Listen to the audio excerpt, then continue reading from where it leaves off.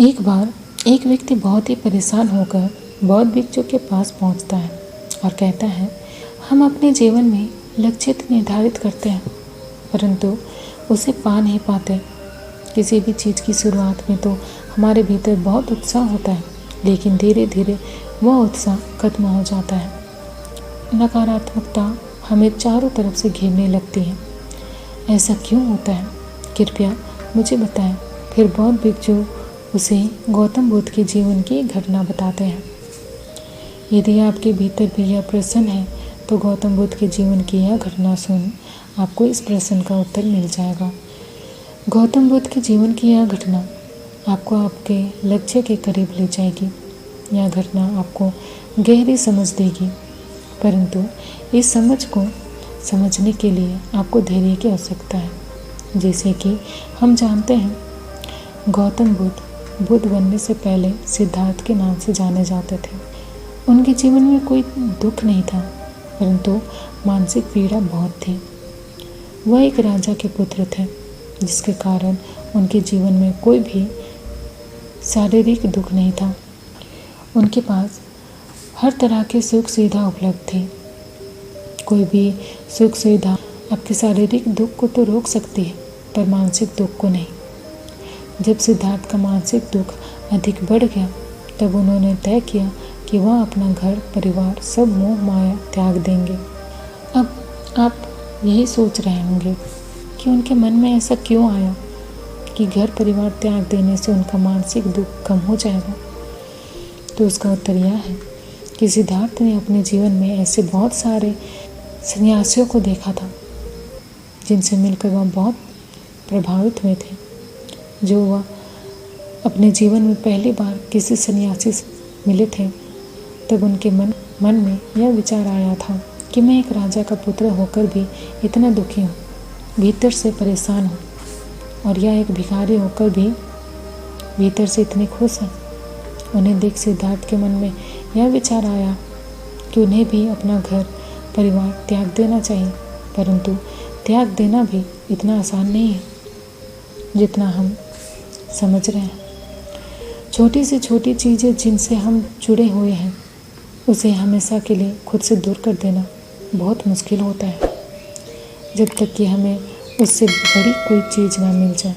परंतु बुद्ध के साथ ऐसा कुछ नहीं था।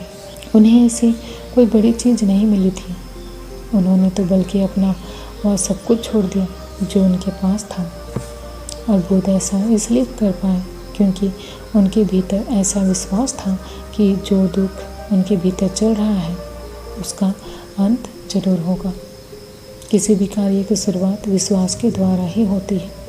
जब आप भी कोई लक्ष्य निर्धारित करते हैं तो उनके भीतर भी यह विश्वास होता है कि आप उस लक्ष्य को पा लेंगे। अब यह विश्वास थोड़ा सा ज़्यादा हो सकता है, परंतु होता ज़रूर है। अब जब सिद्धार्थ अपना घर त्याग रहे होते हैं तो उनके सामने सबसे पहले यह समस्या आती है कि उन्हें अपने महल के बाहर नंगे पांव निकलना होता है, परंतु उन्हें आदत नहीं होती है। वह आज तक कभी भी नंगे पांव बाहर नहीं निकले होते हैं, लेकिन कोई उनके पैरों की आहट सुनकर उठ ना जाए, इसलिए वह नंगे पांव घर के बाहर निकलते हैं। अब ऐसा नहीं था कि जमीन पर नंगे पांव चलने के कारण वह काफ़ी उत्साह से भरे हुए थे। अब यहाँ पर समझने वाली बात यह है कि उनकी मंजिल तो बहुत दूर थी, लेकिन उनकी यात्रा तो शुरुआत में ही उनके भीतर कोई उत्साह नहीं था। अब इस घटना से हमें बहुत बड़ा सूत्र मिल रहा है कि किसी भी बड़े से बड़ा लक्ष्य को पाने के लिए हमें सिर्फ उत्साह की आवश्यकता नहीं है, क्योंकि यदि उत्साह की ही आवश्यकता होती तो सिद्धार्थ बुद्ध नहीं बन पाते। कहानी को आगे बढ़ाते हैं। जब सिद्धार्थ अपने साथी के साथ आगे बढ़ जाते हैं तो वह उससे कहते हैं कि अब तुम वापस लौट जाओ, तुम्हारा मेरा साथ बस यही तक का था, यहाँ से मैं अपना सफ़र अकेले तय करूँगा।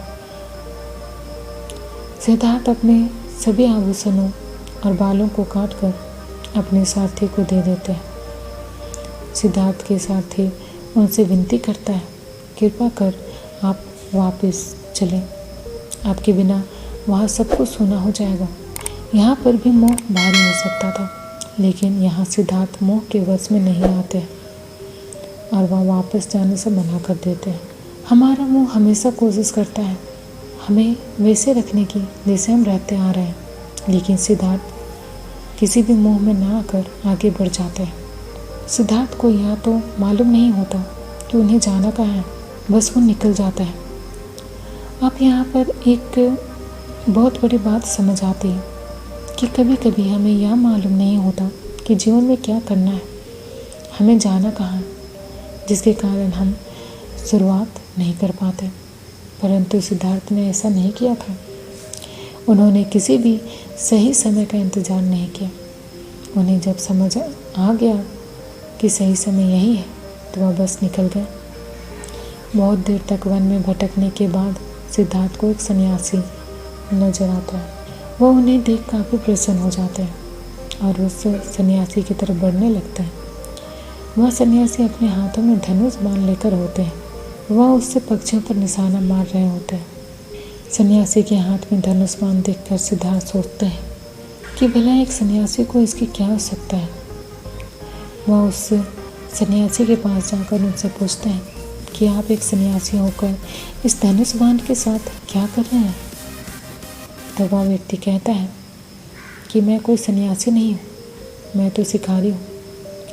वो तो दरअसल यह सभी पक्षी सन्यासी की वेशभूषा देखकर डरते नहीं हैं, जिसके कारण उनका शिकार करना आसान होता है। इसलिए मैंने यह सन्यासी का रूप धारण किया है। सिद्धार्थ को उस व्यक्ति की बात से बहुत जोर का धक्का लगता है।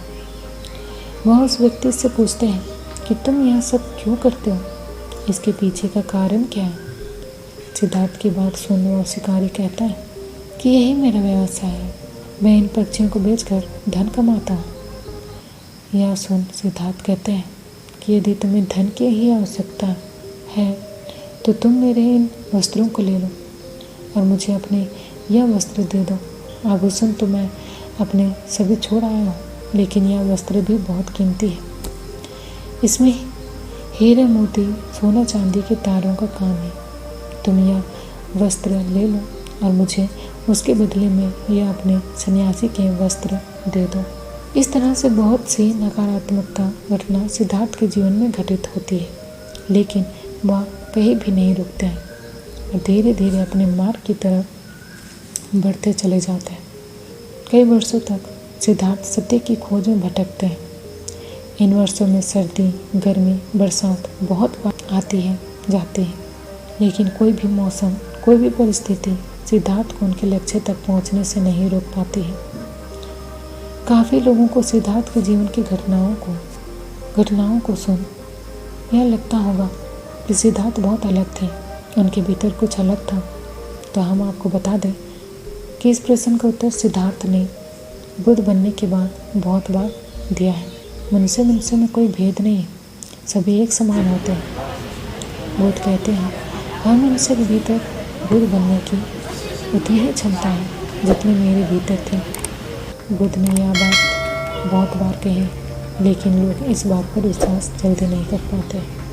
अब एक प्रश्न यह भी है कि ऐसी कौन सी चीज़ है जिसका कोई भी खराब परिस्थिति या नकारात्मकता कुछ नहीं बिगाड़ पाती है। इसका जवाब है आपका स्पष्ट और साफ देखना। यदि आप सब कुछ साफ साफ देख सकते हैं जो आप बनना चाहते हैं, वो आप आसानी से बन जाएंगे। तो याद रखें, किसी भी बड़े से बड़े लक्ष्य को पाने के लिए हमें 3 चीज़ों की ज़रूरत है। पहली है कारण, दूसरा है बड़ा विश्वास और तीसरा है साफ और स्पष्ट देखना।